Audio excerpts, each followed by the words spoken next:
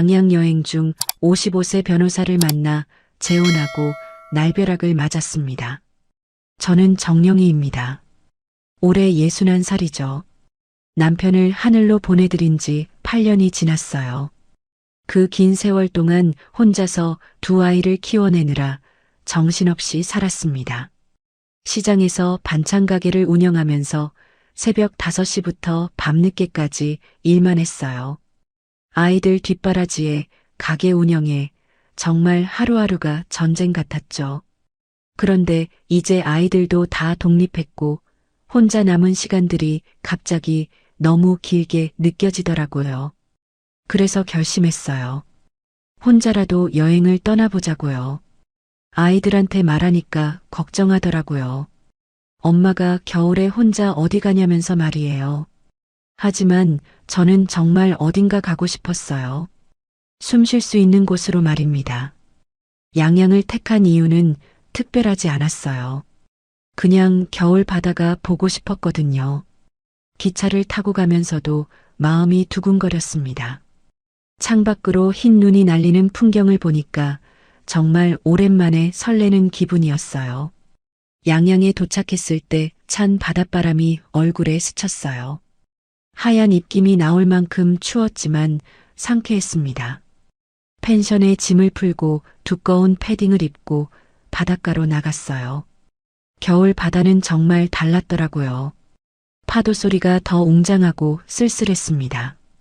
벤치에 앉아서 회색빛 바다를 바라보고 있는데 손이 너무 시려워서 주머니에서 핸드폰을 꺼내려고 했어요. 이 겨울 풍경을 사진으로 남기고 싶었거든요. 그런데 장갑을 끼고 있어서 그런지 핸드폰을 꺼내려다가 그만 손에서 놓쳐버렸습니다. 아, 이게 뭐 하는 짓인가 싶어서 급히 주워보려고 했는데 눈 섞인 모래 사이로 떨어져 버린 거예요. 손이 시려서 제대로 움직이지도 않고 당황해서 허둥지둥하고 있는데 갑자기 누군가 말을 걸었어요. 괜찮으신가요? 돌아보니 검은 코트를 입은 남자가 서 있었어요. 나이는 저보다 조금 어려 보였고 인상이 참 온화했습니다. 추운 날씨에도 목소리가 따뜻하더라고요. 아, 핸드폰을 떨어뜨려서요. 손이 시려서 제대로 잡지를 못했나 봐요. 진우가 웃으면서 말했어요. 제가 도와드릴게요. 이런 일은 겨울에 자주 있거든요. 정말 신기했습니다.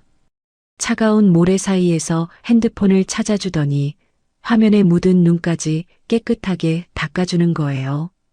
그때 처음으로 진우와 눈이 마주쳤는데 추운 날씨에도 불구하고 가슴이 쿵 하고 뛰는 걸 느꼈습니다. 다행히 고장은 안 난 것 같네요. 핸드폰을 건네받으면서 장갑 낀 손이 살짝 스쳤어요. 그런데 이상하게도 따뜻한 전기가 흐르는 것 같은 느낌이었습니다. 남편 돌아가신 후로 처음 느끼는 감정이었죠. 정말 감사합니다. 어떻게 보답을? 아니에요. 이런 건 당연한 거죠. 진우가 코트 안에서 명함을 꺼내더니 건네주었어요. 서진우 변호사라고 적혀 있었습니다. 양양에서 법무법인을 운영한다고 하더라고요. 혹시 여행 오신 거예요? 이런 추운 겨울에? 네, 혼자 왔어요. 겨울 바다가 보고 싶어서요. 그 말을 들은 진우가 잠깐 망설이는 것 같았어요. 그러더니 조심스럽게 물어보더라고요. 실례가 안 된다면 혹시 내일 점심이라도 함께 하실 수 있을까요? 양양에 따뜻한 맛집이 있거든요. 겨울에 혼자 드시기엔 추우실 것 같아서요. 순간 얼굴이 빨개졌어요. 추운 날씨에도 불구하고 얼굴이 화끈거렸습니다. 정말 오랜만에 느끼는 떨림이었어요. 그런데 동시에 이런 생각도 들었죠. 내가 이런 제안을 받아도 되는 걸까?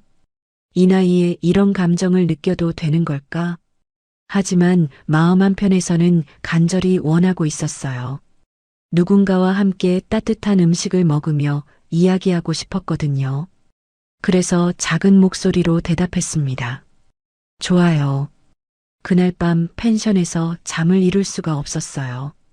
난방을 틀어놨는데도 가슴이 두근거려서 잠이 안 오더라고요. 내일 뭘 입고 나갈지, 무슨 이야기를 할지, 온갖 생각이 다 들었습니다. 거울을 보면서 겨울바람에 거칠어진 얼굴을 만져보기도 했어요. 이런 마음가짐으로 누군가를 만나는 게 몇 년 만인지 모르겠어요. 설레면서도 두려웠죠. 하지만 분명한 건 오랫동안 잊고 살았던 여자로서의 감정이 다시 깨어나고 있다는 것이었습니다. 마치 겨울 끝에 피어나는 새싹처럼 말이에요.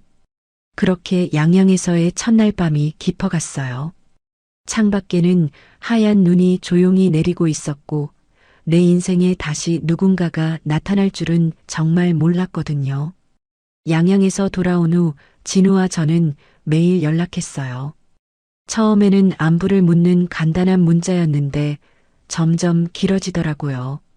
아침에 눈을 뜨면 가장 먼저 진우의 메시지를 확인하는 제 모습이 신기했습니다. 이런 설렘이 아직도 가능한 건지 몰랐거든요.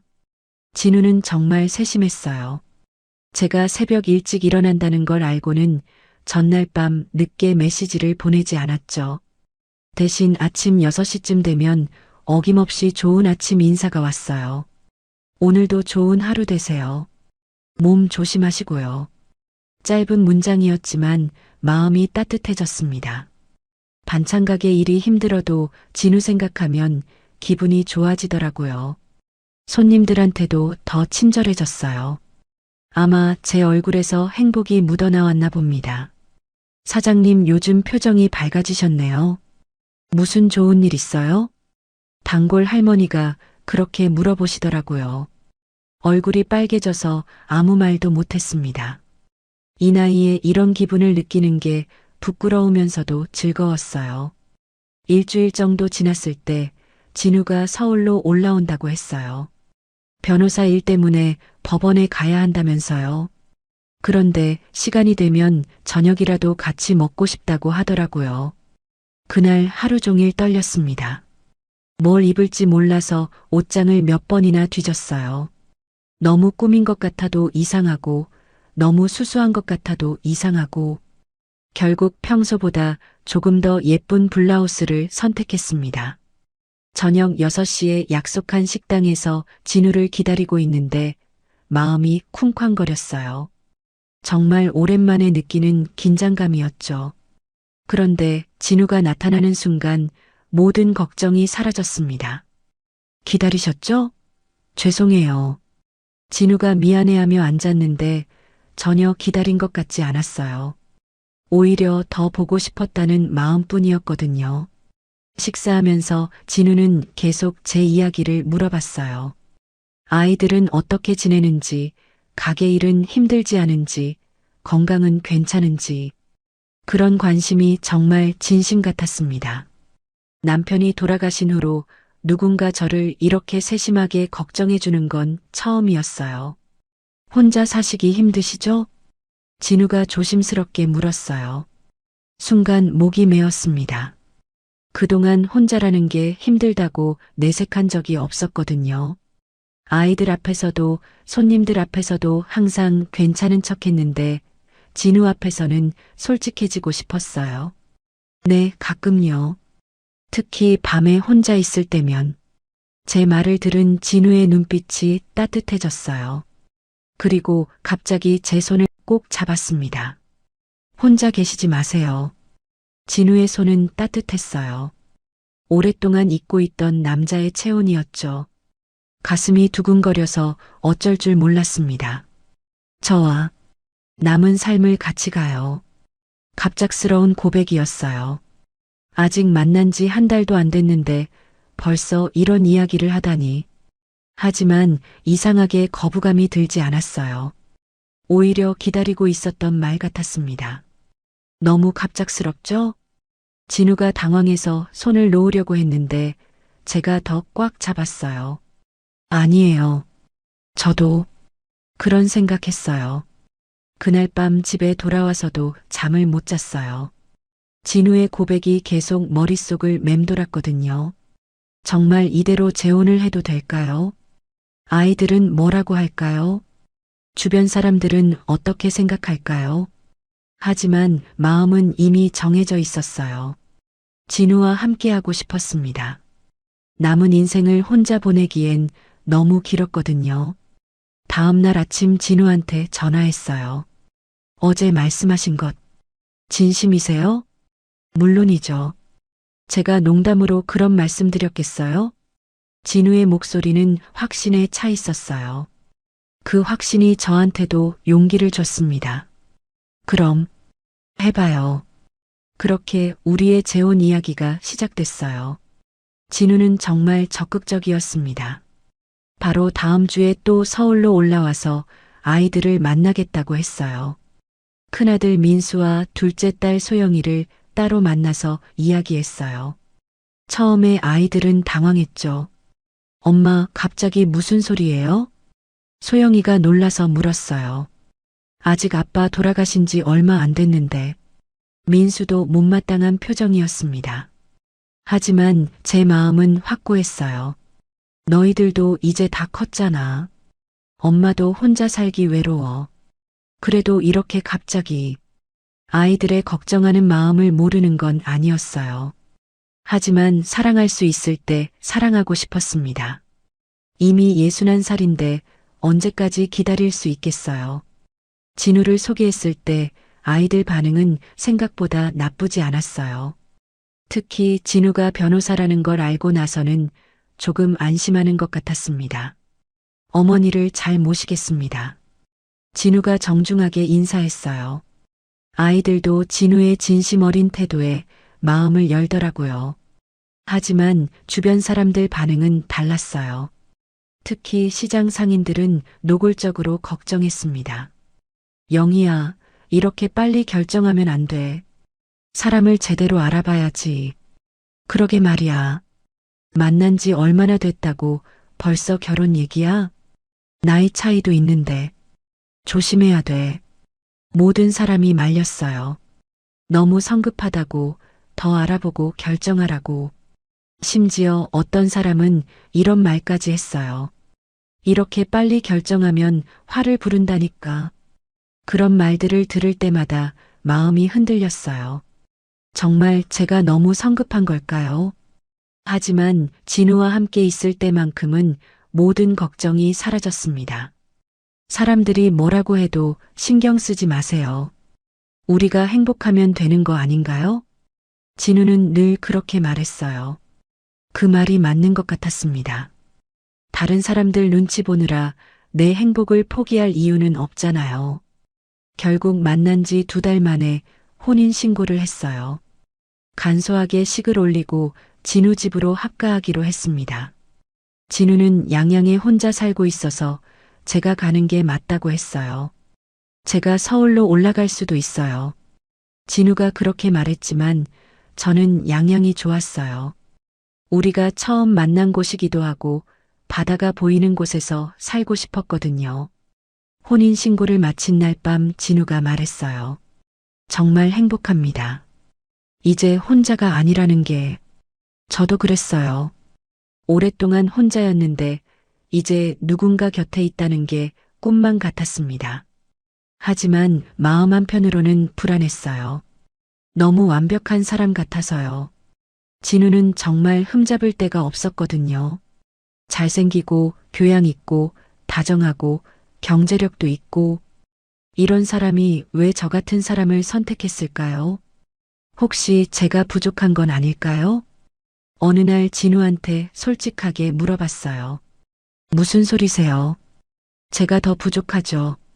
진우는 그렇게 대답했지만 가끔 진우 눈빛에서 뭔가 다른 걸 느꼈어요.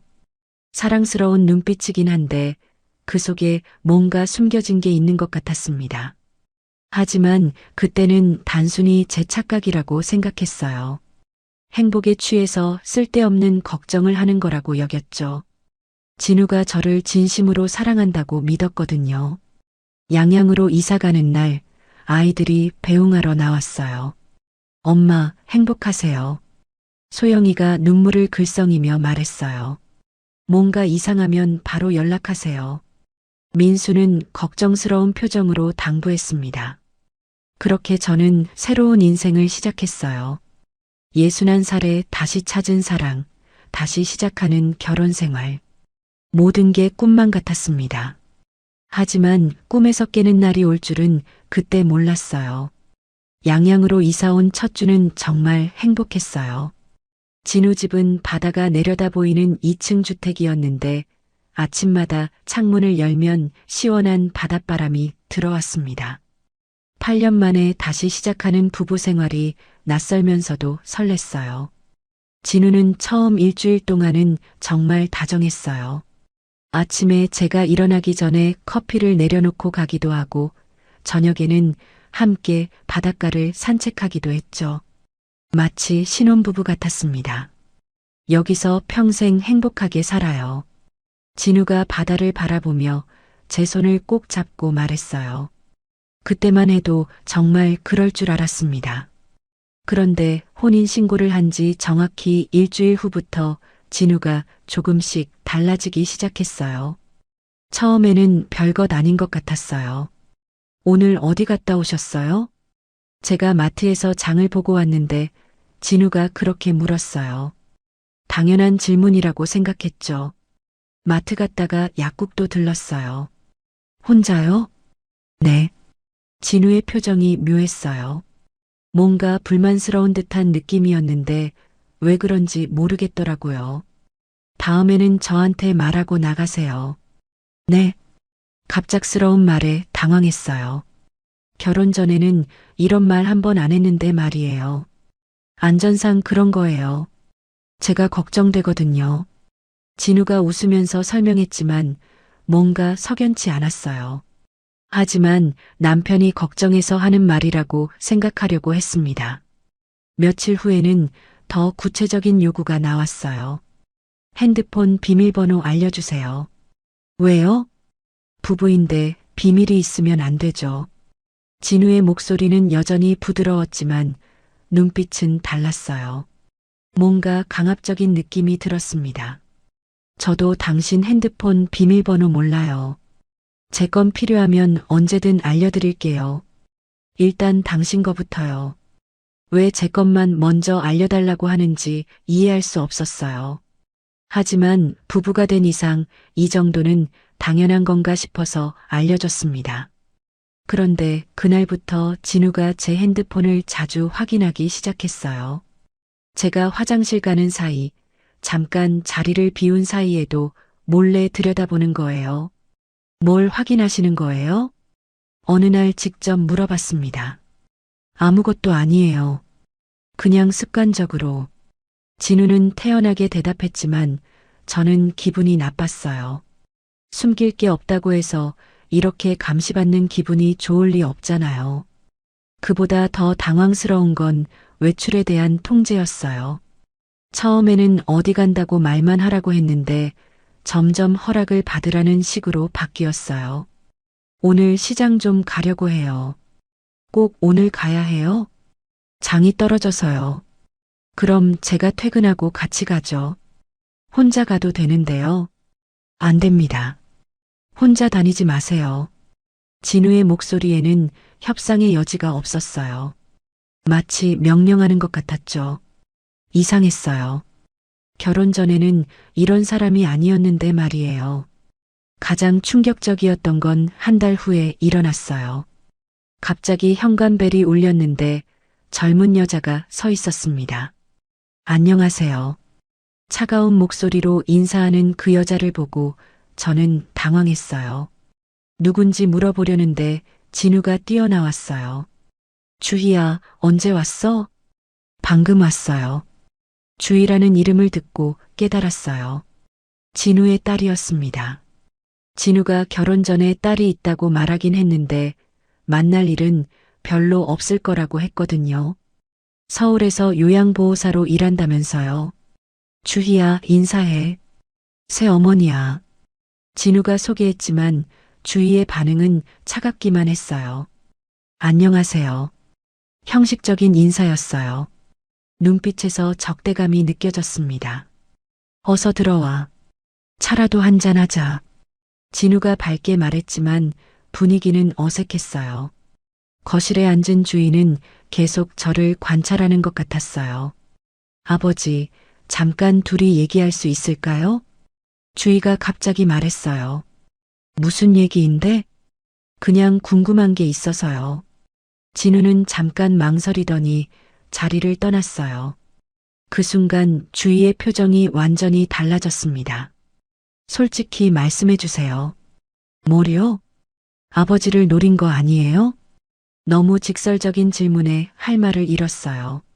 무슨 말씀이세요? 나이 차이도 나고 만난 지도 얼마 안 됐는데 이렇게 빨리 결혼하다니. 뭔가 목적이 있는 거 아닌가요? 주희의 목소리는 날카로웠어요. 마치 범인을 신문하는 것 같았습니다. 저는 진우 씨를 진심으로 사랑해요. 사랑이요? 돈 때문이 아니고요. 그 말에 화가 났어요. 하지만 주인은 계속했습니다. 아버지 재산이 만만치 않거든요. 그것 때문에 접근한 거 아닌가요? 아닙니다. 저는 그런 사람이 아니에요. 그런 사람 치고 자기가 그런 사람이라고 말하는 사람 봤어요? 주희의 말 한마디 한마디가 가슴에 꽂혔어요.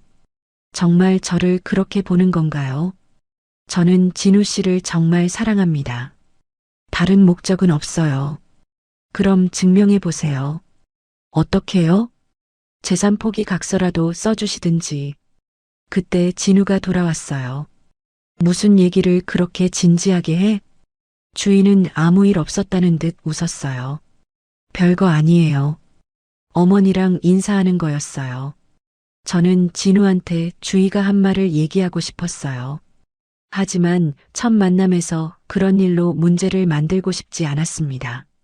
주희가 돌아간 후 진우는 평소보다 말이 없었어요. 주희가 뭐라고 했어요? 조심스럽게 물어봤습니다. 별말 없었어요. 정말요? 표정이 안 좋던데요. 주희는 원래 그래요. 신경 쓰지 마세요. 진우는 그렇게 말했지만 뭔가 숨기는 것 같았어요. 딸이 저한테 그렇게 말했는데 정말 아무것도 안 들었을까요? 그날 밤 잠자리에서 더 충격적인 일이 있었어요. 당신이 주희한테 뭐라고 했어요? 진우가 갑자기 물었어요. 저요? 아무 말도 안 했는데요. 주희가 화가 나 있던데요. 주희 씨가 저한테 이상한 말을 했어요.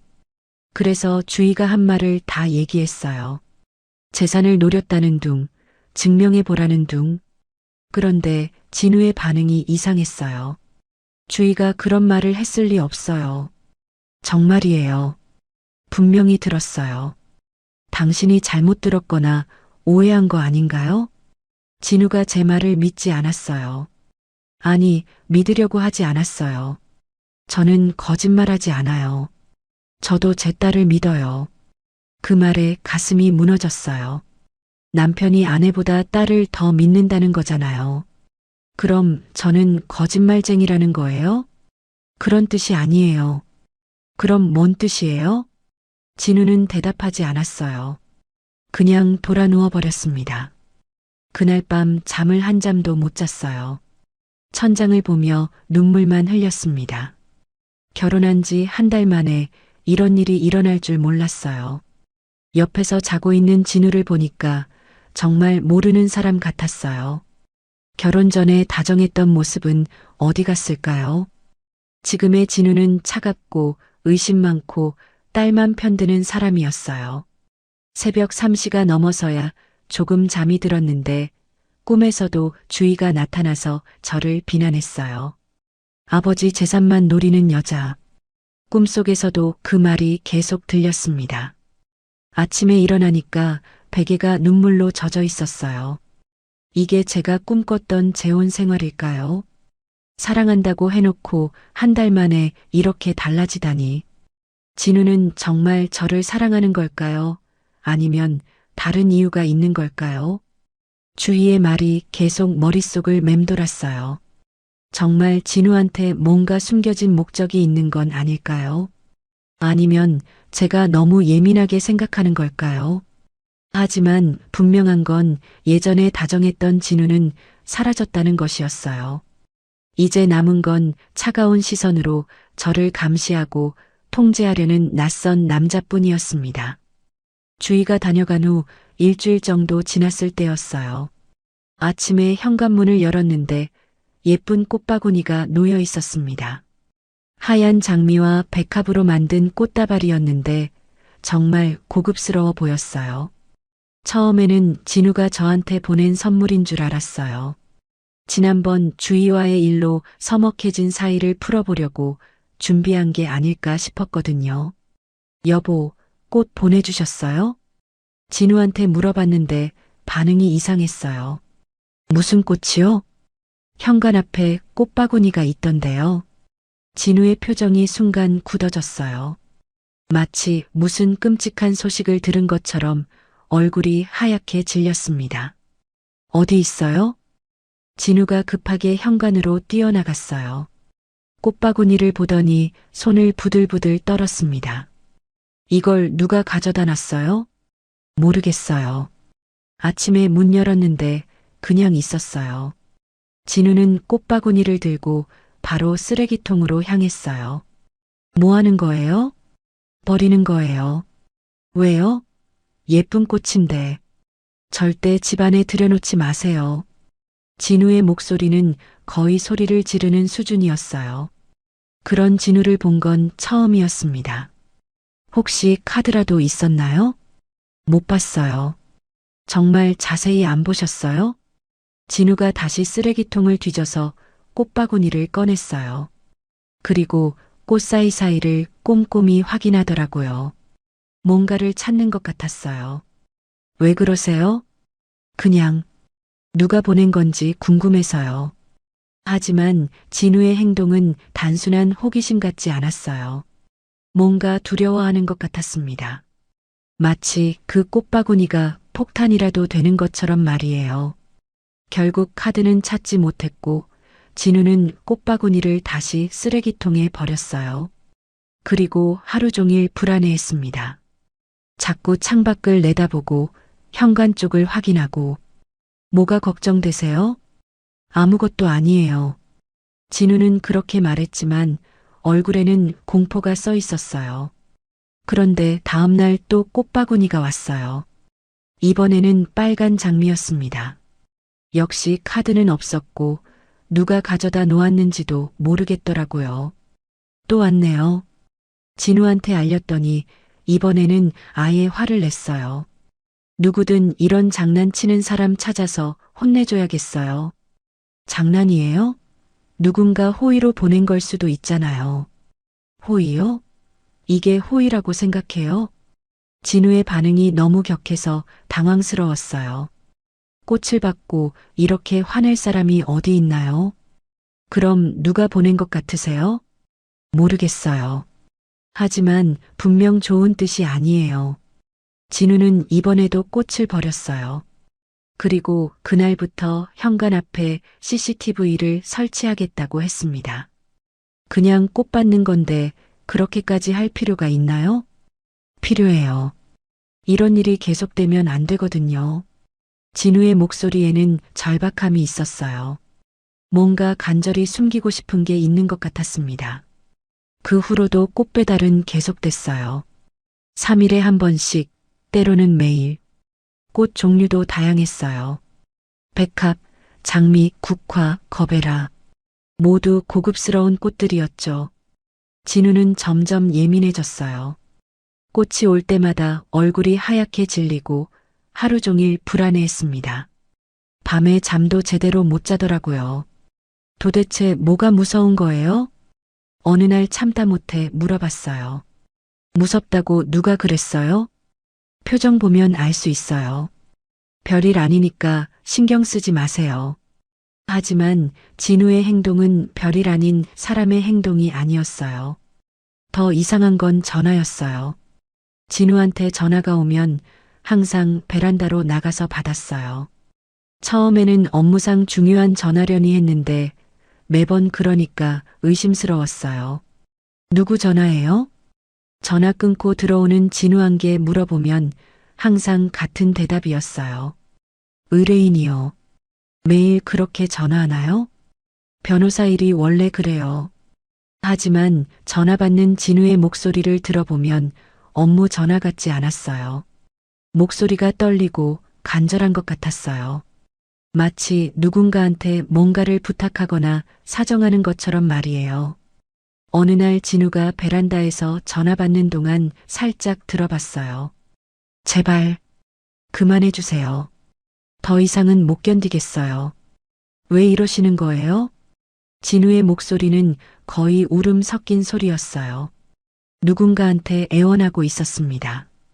그게 업무 전화일 리 없잖아요. 그럼 누구한테 그렇게 사정하는 걸까요? 꽃바구니를 보내는 사람과 관련이 있는 건 아닐까요?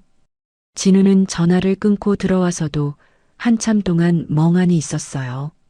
얼굴이 파리해져서 완전히 다른 사람 같았습니다. 괜찮으세요? 네, 괜찮아요.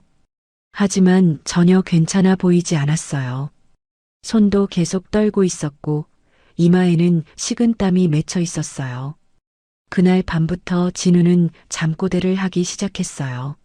안 돼. 제발. 죄송해요. 정말 죄송해요. 자다가 이런 말을 계속 중얼거렸어요.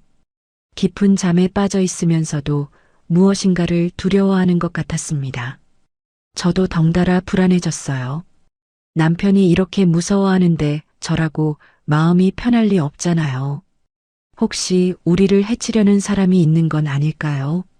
아니면 진우가 과거에 뭔가 잘못한 일이 있는 건 아닐까요?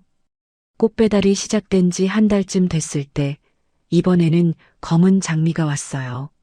처음으로 검은 꽃이었습니다. 그걸 본 진우의 반응은 더욱 심각했어요. 이건 안 돼요. 진우가 혼잣말로 중얼거렸어요. 손을 부들부들 떨면서 꽃을 쳐다봤습니다. 뭔가 의미가 있는 거예요? 의미요?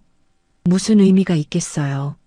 하지만 진우의 표정을 보면 분명히 뭔가 특별한 의미가 있는 것 같았어요. 마치 경고나 협박을 받은 것처럼 보였거든요. 그날 밤 진우는 거의 잠을 못 잤어요. 계속 뒤척이면서 중얼거렸습니다. 저도 불안해서 잠이 안 왔어요. 새벽 3시쯤 진우가 갑자기 일어나서 거실로 나갔어요.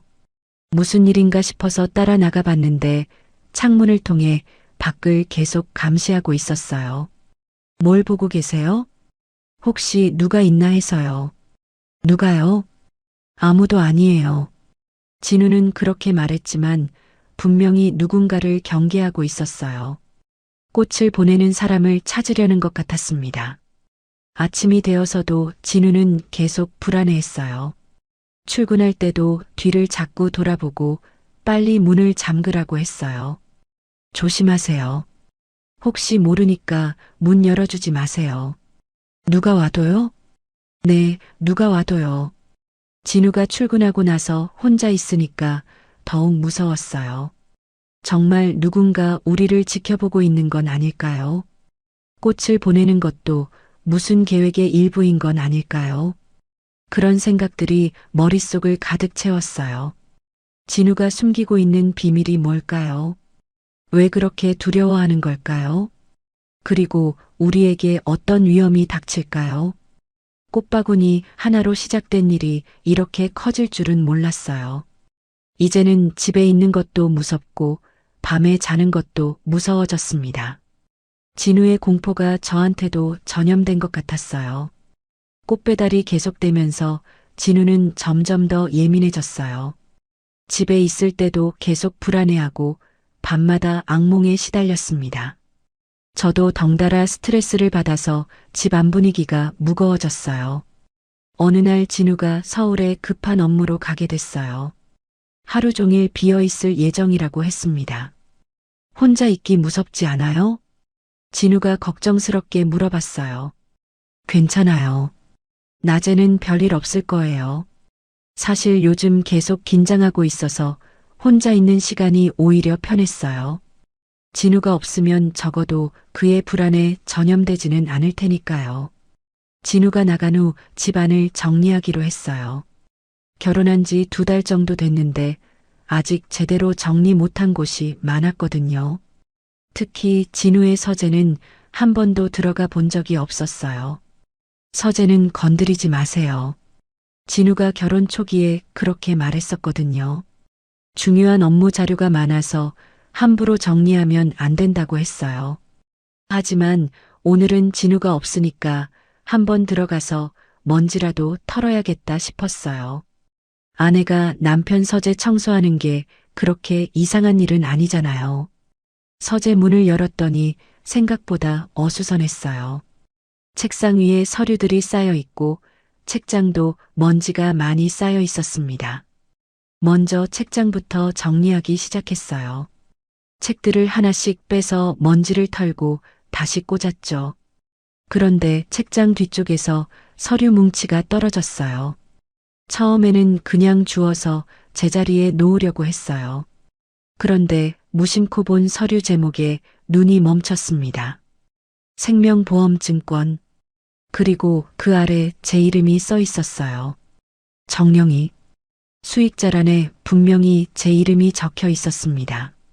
처음에는 진우가 저를 위해서 보험에 가입해 준 건가 했어요. 남편이 아내를 위해 보험에 들어주는 건 흔한 일이니까요. 그런데 자세히 보니까 이상했어요. 피보험자는 서진우, 수익자는 정령이. 그러니까 진우가 죽으면 제가 보험금을 받는 거였어요. 더 놀라운 건 보험 가입 날짜였습니다. 올해 2월 15일. 우리가 결혼하기 바로 일주일 전이었어요. 가슴이 쿵 하고 내려앉았어요. 저를 만나고 한 달도 안 돼서 이런 보험에 가입했다는 거잖아요. 그것도 수익자를 저로 해서요. 손이 떨려서 서류를 제대로 잡을 수 없었어요. 하지만 계속 읽어야 할 것 같았어요. 더 충격적인 내용이 있을지도 모르니까요.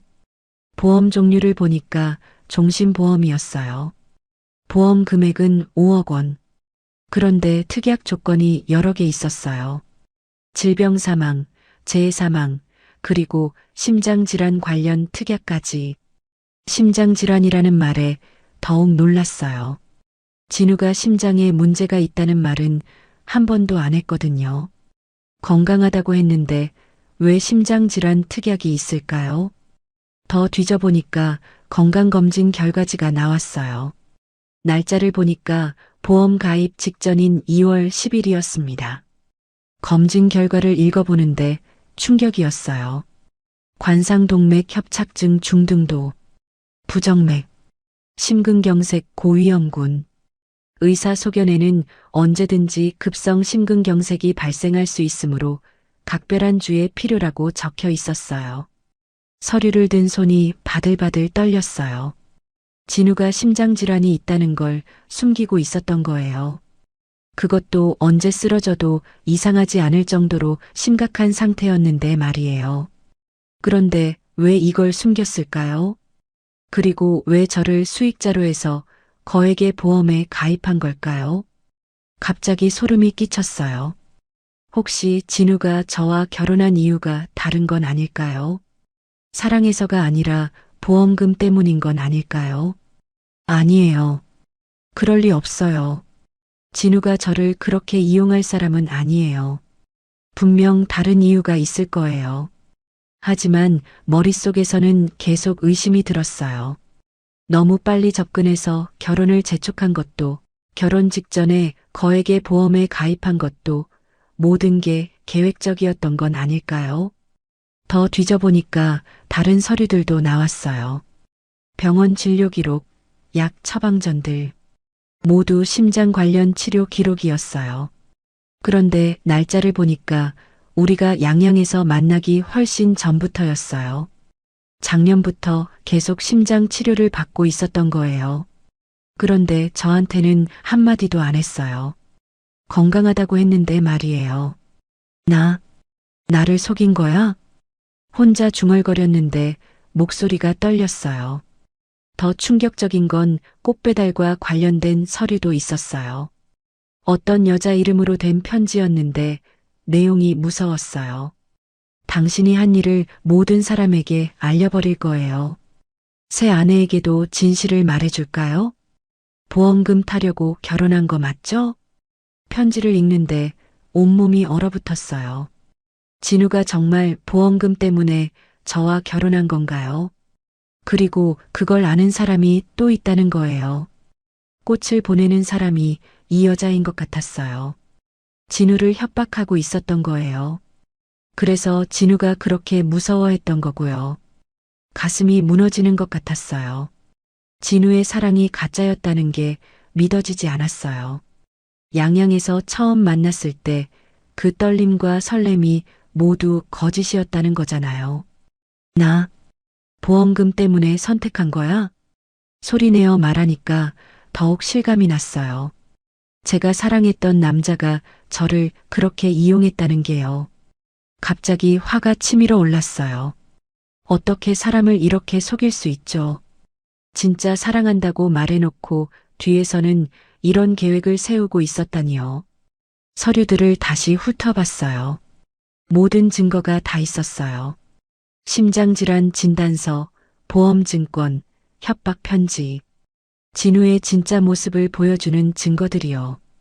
눈물이 왈칵 쏟아졌어요. 배신감과 분노와 절망이 한꺼번에 몰려왔어요. 8년 만에 다시 사랑할 수 있다고 생각했는데 모든 게 거짓이었어요. 더 이상 이 집에 있을 수 없었어요. 진우의 얼굴을 볼 자신도 없었고요.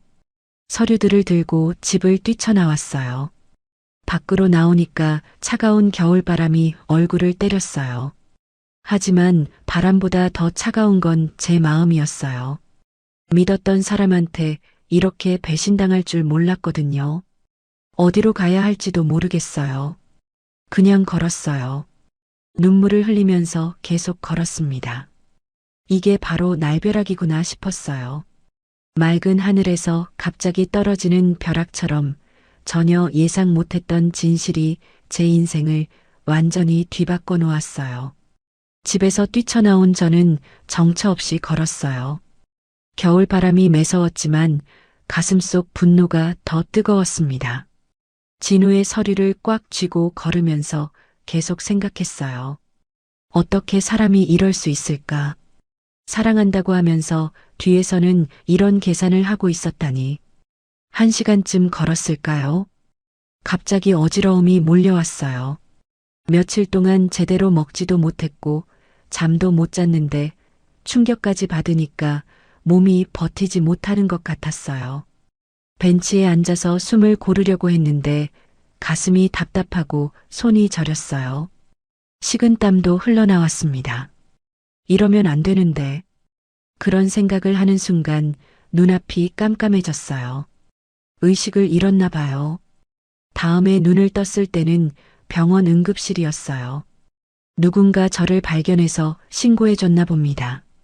간호사가 다가와서 안부를 물었어요. 정신 차리셨어요? 혈압이 많이 높아서 쓰러지신 것 같아요. 저는 괜찮아요. 일어나려고 했는데 온몸에 힘이 없었어요. 조금 더 안정을 취하세요. 검사를 좀 더 해봐야 할 것 같아요.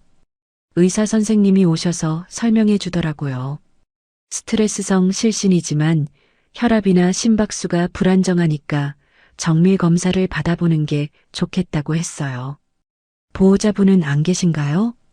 간호사가 물었지만 대답할 수 없었어요. 진우한테 연락하고 싶지 않았거든요. 그 사람 얼굴을 보면 또 화가 날 것 같았어요. 혼자 왔어요. 응급 연락처라도 있으시면. 괜찮아요. 혼자 할 수 있어요. 하지만 정말 힘들었어요.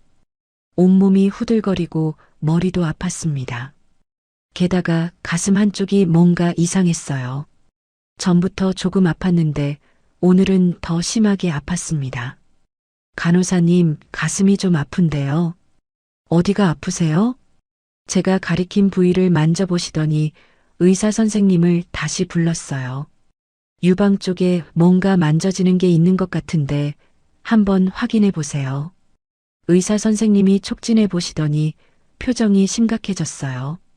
언제부터 이 부분이 아프셨어요? 한 달 전쯤부터요.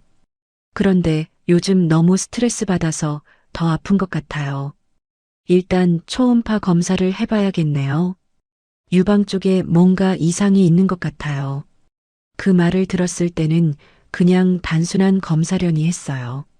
설마 심각한 병일 거라고는 생각 못 했거든요. 초음파 검사를 받는데 기사님 표정이 어두워지더라고요. 한 부위를 계속 자세히 보면서 사진을 여러 장 찍었어요. 조직 검사를 받아보셔야 할 것 같아요. 조직 검사요? 네, 정확한 진단을 위해서 필요해요. 그때서야 심상치 않다는 걸 느꼈어요. 단순한 염증이나 양성 종양이라면 조직 검사까지 할 필요는 없잖아요. 조직 검사 결과를 기다리는 일주일이 정말 길었어요. 진우 집으로는 돌아갈 수 없어서 근처 모텔에 머물렀습니다. 진우한테서 전화가 계속 왔지만 받지 않았어요. 아이들한테도 연락하기 싫었어요. 걱정만 끼치고 싶지 않았거든요. 그냥 혼자서 결과를 기다렸어요. 검사 결과를 들으러 가는 날 아침, 왠지 불길한 예감이 들었어요. 의사 선생님 표정이 너무 심각했거든요. 검사 결과가 나왔습니다. 의사 선생님이 조심스럽게 말을 꺼내더라고요. 유방암 초기로 진단됩니다. 그 말을 들었을 때 머릿속이 하얗게 변했어요. 암이라는 말이 믿어지지 않았습니다. 암이요? 정말 암인가요? 네, 하지만 다행히 초기라서 치료 가능성이 높습니다. 너무 걱정하지 마세요. 의사 선생님이 위로해 주셨지만 저는 멍하니 있을 수밖에 없었어요. 진우의 배신도 충격적이었는데 이제 암까지 걸렸다니. 수술을 하셔야 하고 그 후에 항암 치료도 받으셔야 해요. 입원 준비를 하세요. 수술이라는 말에 더욱 현실감이 들었어요. 정말 암에 걸린 거구나. 이제 어떻게 해야 하지? 입원 수속을 밟으면서 눈물이 났어요. 이런 큰 병에 걸렸는데 옆에 있어줄 사람이 아무도 없다는 게 너무 외로웠어요. 진우는 믿을 수 없는 사람이고 아이들한테는 걱정 끼치기 싫고 정말 혼자구나 싶었습니다. 병실에 올라가서 입원복을 갈아입고 있는데 갑자기 병실 문이 열렸어요. 진우였어요. 여기서 뭐 하는 거예요? 소리를 질렀는데 진우의 모습이 말이 아니었어요. 며칠 동안 잠을 못 잔 것 같았고 수염도 거칠게 자라 있었어요. 영희 씨, 정말 미안해요. 진우가 제 앞에 무릎을 꿇고 앉았어요. 병원 복도에서 그러니까 다른 사람들이 다 쳐다봤습니다. 일어서요. 사람들이 봐요. 안 일어서요. 용서받을 때까지 안 일어서요. 진우의 눈에서 눈물이 흘러나왔어요. 정말 진심으로 후회하는 것 같았어요. 암에 걸린 거 맞아요? 진우가 떨리는 목소리로 물었어요. 아마 병원에서 확인했나 봐요. 그게 당신이 알 일인가요? 제가 너무 잘못했어요. 정말 잘못했어요. 진우가 바닥에 머리를 박으며 울었어요. 그런 모습을 보니까 마음이 복잡했어요. 화도 나고 슬프기도 하고. 왜 속였어요? 왜 저한테 거짓말을 했어요? 사랑했어요. 정말 사랑했어요. 사랑이요? 보험금 받으려고 결혼한 게 사랑이에요? 아니에요. 처음에는 그럴 생각이었어요. 하지만 영희 씨를 만나고 나서는 정말 사랑했어요. 진우의 말을 믿기 어려웠어요. 하지만 우는 모습이 너무 절실해 보였어요. 그럼 왜 숨겼어요? 심장병도 보험 가입도 모든 걸 왜 숨겼어요? 사랑했기 때문이에요. 사랑했기에 숨겼어요. 무슨 말이에요? 제가 언제 죽을지 모르는 몸이라는 걸 알려주면 영희 씨가 떠날까봐 무서웠어요. 그래서 숨겼어요. 진우가 흐느끼면서 설명했어요. 처음에는 정말 보험금 때문이었어요. 혼자 죽기 싫어서 누군가한테라도 도움이 되고 싶어서. 하지만 영희 씨를 만나고 나서는 달랐어요. 정말 사랑하게 됐어요. 그 말을 들으니까 더 화가 났어요. 그럼 저는 뭐예요? 보험금 수령인으로 선택당한 거예요? 어떤 게 진심인지 모르겠어요. 더 이상 믿을 수 없어요. 영희 씨, 제발 한 번만 기회를 주세요. 진우가 계속 애원했지만 저는 돌아섰어요. 지금은 진우 일보다 제 병부터 치료해야 했거든요. 암에 걸렸다는 게 아직도 믿어지지 않았어요. 진우의 배신에 이어서 또 다른 날벼락이 떨어진 거였어요. 과연 이 모든 시련을 견뎌낼 수 있을까요? 수술날이 다가오면서 저는 점점 더 불안해졌어요. 암이라는 것도 무섭고 혼자 감당해야 한다는 것도 두려웠습니다. 진우는 계속 병원에 와서 용서를 빌었지만 저는 마음의 문을 열어주지 않았어요. 영희 씨, 제발 제 옆에 있게 해주세요. 혼자서도 할 수 있어요. 수술하는 동안 누군가는 있어야 하잖아요. 진우의 말이 맞긴 했어요. 수술 동의서에 보호자 서명이 필요했고 수술 후에도 돌봐줄 사람이 필요했거든요. 결국 형식적으로만 진우가 보호자가 되기로 했어요. 하지만 마음으로는 인정하지 않았습니다. 수술 전날 밤 진우가 병실에 들어왔는데 머리를 완전히 밀고 왔어요. 깔끔하게 삭발한 모습이 너무 낯설었습니다. 왜 머리를 밀었어요? 영희 씨가 항암 치료받으면 머리카락이 빠진다고 하잖아요. 그게 당신과 무슨 상관이에요? 같이 아플게요. 끝까지 함께 할게요. 진우의 말에 가슴이 찡했어요. 하지만 아직도 믿기 어려웠어요. 정말 진심인지 아니면 또 다른 연기인지 모르겠더라고요. 머리 미는 걸로 뭔가 달라지는 건 아니에요. 저도 알아요. 하지만 이것밖에 할 수 있는 게 없어요. 진우의 목소리는 간절했어요. 정말 후회하고 있는 것 같았지만 여전히 의심스러웠어요. 수술 당일 수술실로 들어가기 전에 진우가 제 손을 꽉 잡았어요. 꼭 성공할 거예요. 걱정하지 마세요. 손 놓아요. 하지만 진우는 놓지 않았어요. 오히려 더 꽉 잡았습니다. 영희 씨, 저 정말 사랑해요. 믿어주세요. 그때 간호사가 와서 수술실로 들어가자고 했어요. 진우의 손을 뿌리치고 따라 들어갔습니다. 수술은 3시간 정도 걸렸어요. 의식이 돌아왔을 때 진우가 침대 옆에 앉아 있었어요. 눈이 빨갛게 부어 있는 걸 보니 많이 운 것 같았어요. 수술 잘 됐어요. 의사 선생님이 깨끗하게 제거했다고 하더라고요. 진우가 안도의 표정으로 말했어요. 저도 다행이라는 생각이 들었습니다. 이제 항암 치료만 잘 받으면 돼요. 그 후 며칠 동안 진우는 병원을 떠나지 않았어요. 밤새 침대 옆 의자에서 자면서 저를 돌봤습니다.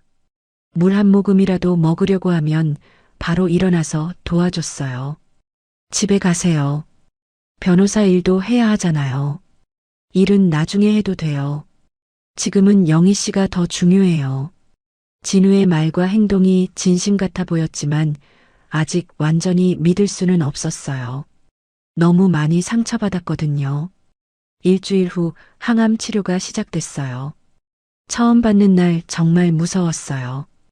부작용이 심하다고 들었거든요. 괜찮아요. 제가 옆에 있어요. 진우가 제 손을 잡고 치료실로 함께 들어갔어요. 항암제가 혈관으로 들어가는 동안 계속 제 손을 잡아줬습니다. 치료 후 몸이 너무 아팠어요. 메스껍고 어지럽고 먹은 것도 다 토했습니다. 진우는 밤새 제 등을 쓸어주고 물을 떠다 줬어요. 이럴 때 가족이 옆에 있어야 하는데 중얼거렸는데 진우가 들었나 봐요. 제가 가족이에요. 제가 영희 씨 가족이에요. 그런 말을 들으니까 마음이 복잡했어요. 정말 가족이 되고 싶어서 그러는 건지 아니면 죄책감 때문인지 모르겠더라고요. 한 달쯤 지났을 때 주희가 병원에 왔어요. 오랜만에 보는 주희는 많이 달라 보였어요. 표정이 부드러워졌고 눈에 걱정이 가득했습니다. 어머니, 많이 아프세요? 처음으로 따뜻한 목소리로 말하는 주희를 보고 놀랐어요. 괜찮아. 제가 정말 잘못했어요. 갑자기 주희가 눈물을 흘리기 시작했어요. 제가 어머니를 오해했어요. 아버지가 다 얘기해 주셨어요. 무슨 얘기를?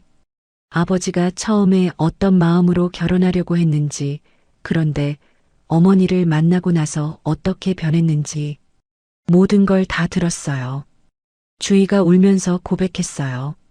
아버지는 정말 어머니를 사랑해요. 제가 착각했어요. 미안해요. 주희의 사과를 듣고 있으니까 눈물이 났어요. 그동안 의붓딸한테 미움받는다고 생각해서 얼마나 외로웠는지 모르거든요. 아버지가 머리 민 것도 어머니 때문이에요. 어머니랑 같이 아프고 싶다고 했어요. 그래. 네, 그리고 매일 울어요. 어머니가 자기를 용서 안 해준다고. 주희의 말을 들으니까 진우의 마음이 조금은 느껴졌어요. 정말 후회하고 있는 것 같았어요. 저도 이제부터 어머니 돌봐드릴게요. 요양보호사잖아요. 환자 돌보는 건 제가 더 잘해요. 주희가 웃으면서 말했어요. 그 웃음이 정말 따뜻해 보였습니다. 그날부터 주희도 자주 병원에 왔어요. 진우와 교대로 저를 돌봐줬죠. 아버지와 딸이 함께 저를 돌보는 모습을 보니까 정말 가족 같다는 생각이 들었어요. 어머니, 죽으면 안 돼요. 어느 날 주희가 갑자기 그런 말을 했어요. 왜 갑자기 그런 말을? 아버지가 어머니 없으면 못 살 것 같아서요.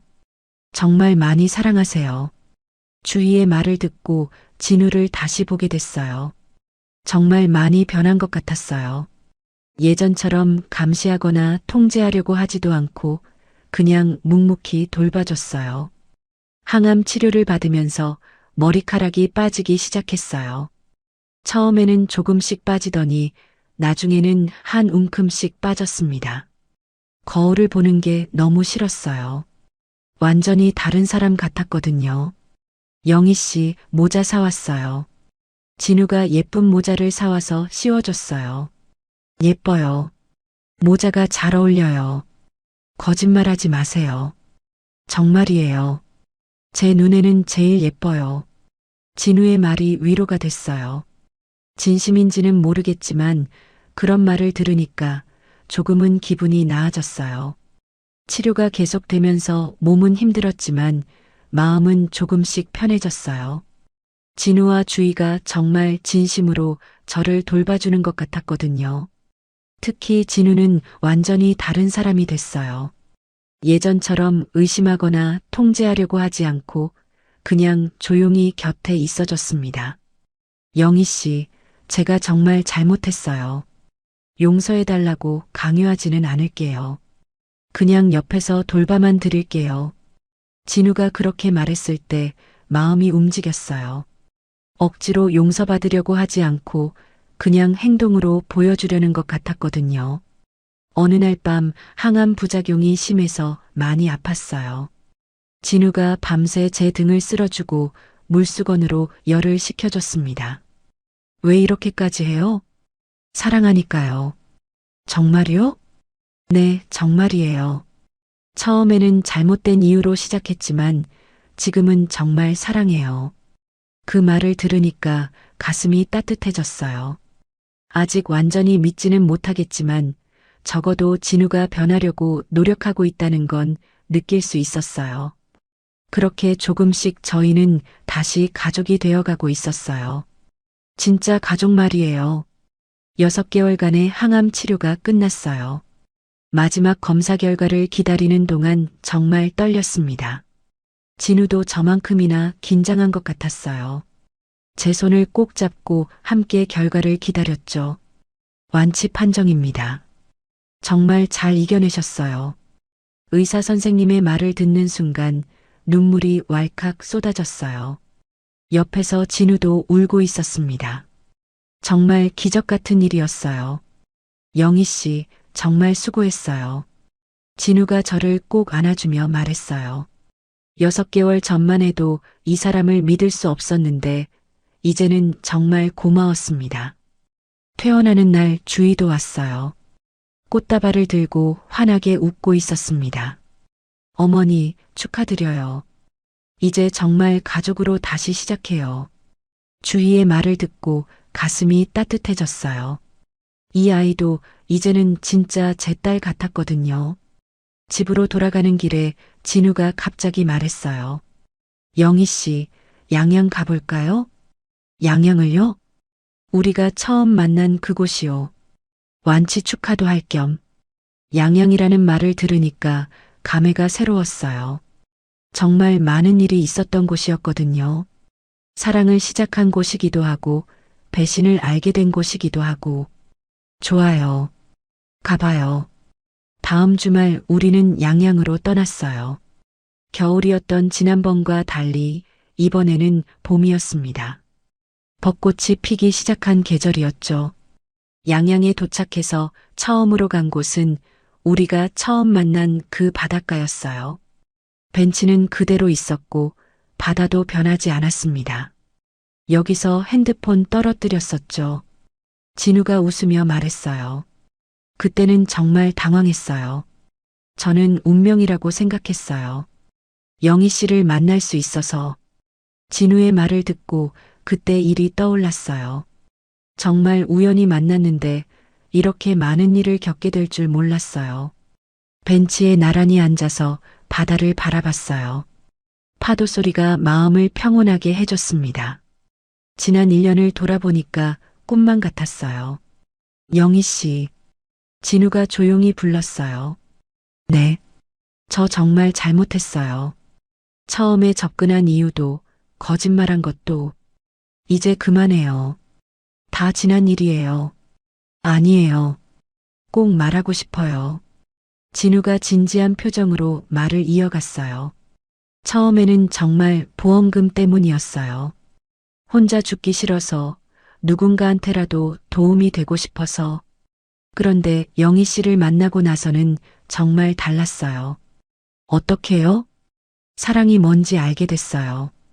영희 씨 웃는 모습 보면 가슴이 뛰고 슬퍼하면 저도 같이 아프고 그런 감정을 처음 느꼈어요. 진우의 목소리가 떨렸어요. 그래서 더 숨기고 싶었어요. 제가 아픈 거, 언제 죽을지 모른다는 거, 영희 씨가 떠날까봐 무서웠거든요. 바보 같은 사람. 저도 모르게 그런 말이 나왔어요. 정말 바보였어요. 사랑하는 사람한테 거짓말하면서 사랑한다고 할 수 있다고 생각했으니까. 진우가 제 손을 잡았어요. 이제는 그 손길이 따뜻하게 느껴졌어요. 영희 씨가 암에 걸렸을 때 정말 죽을 것 같았어요. 제 잘못 때문에 영희 씨가 아픈 거라고 생각했거든요. 그건 아니에요. 맞아요. 스트레스 때문이잖아요. 제가 영희 씨한테 준 스트레스 때문에. 진우의 눈에서 눈물이 흘렀어요. 하지만 그 시간이 저를 바꿔줬어요. 영희 씨를 잃을 뻔하면서 깨달았어요. 진짜 사랑이 뭔지. 진짜 사랑이요? 네. 상대방을 위해서 자신을 희생할 수 있는 거요. 영희 씨가 건강해지는 게 제 목숨보다 중요했어요. 진우가 바다를 바라보며 말했어요. 당신 없는 인생은 상상조차 싫어요. 그 말을 듣는 순간 가슴이 찡했어요. 정말 진심이 느껴졌거든요. 저도요. 제가 대답했어요. 정말요? 네. 처음에는 당신을 믿을 수 없었어요. 너무 배신감이 컸거든요.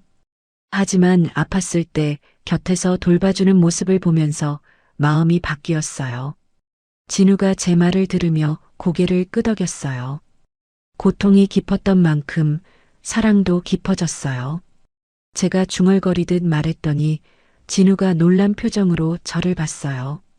정말 그렇게 생각해요? 네. 힘든 시간을 함께 겪으면서 더 깊은 사랑을 배웠어요. 서로를 진짜로 아끼는 게 뭔지 알게 됐고요. 바람이 불어와서 제 짧아진 머리카락을 날렸어요. 항암 치료 후 다시 자란 머리카락이었죠. 영희 씨. 네. 다시 시작해요. 이번에는 정말로 진우가 제 앞에 무릎을 꿇었어요. 뭐 하는 거예요? 다시 프로포즈 하는 거예요. 이번에는 진짜로 진우가 주머니에서 반지를 꺼냈어요. 간소하지만 예쁜 반지였어요. 정영희 씨, 저와 진짜 부부가 되어주세요. 이번에는 거짓말 없이 진심으로. 그 모습을 보니까 눈물이 났어요. 1년 전 이 자리에서 처음 만났을 때는 이런 일이 일어날 줄 꿈에도 몰랐거든요. 네. 저는 짧게 대답했어요. 더 긴 말은 필요 없었어요. 진우가 제 손에 반지를 끼워줬어요. 딱 맞는 사이즈였어요. 사랑해요, 영희 씨. 저도 사랑해요. 우리는 그 바닷가 벤치에서 다시 한번 사랑을 약속했어요. 이번에는 정말 진심으로. 그날 밤 펜션에서 진우가 말했어요. 주희도 정말 좋아할 거예요. 어머니가 아버지를 용서해 주셨다고 하면 이미 용서했어요. 아니, 용서한다기보다는 이해했어요. 이해요? 네. 당신도 무서웠던 거잖아요. 사랑하는 사람을 잃을까봐. 잘못된 방식이었지만 나름대로 저를 지키려고 했던 거고요. 진우가 제 손을 꼭 잡았어요. 이제 정말 새로 시작이네요. 네, 두 번째 인생이요. 창밖으로 보이는 바다에 달빛이 반짝이고 있었어요. 1년 전 겨울 바다와는 전혀 다른 모습이었죠. 따뜻하고 평화로웠어요. 저희도 그렇게 변했어요. 시련과 고통을 겪으면서 더 성숙해지고 더 깊은 사랑을 배웠어요. 이제는 정말 서로를 믿고 의지할 수 있는 진짜 부부가 됐습니다.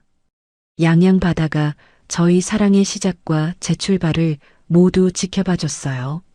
앞으로도 이 바다처럼 변함없이 서로를 사랑하며 살아갈 거예요. 두 번째 인생의 첫날이 시작됐어요. 시작됐어요. 시작됐어요. 시작됐어요.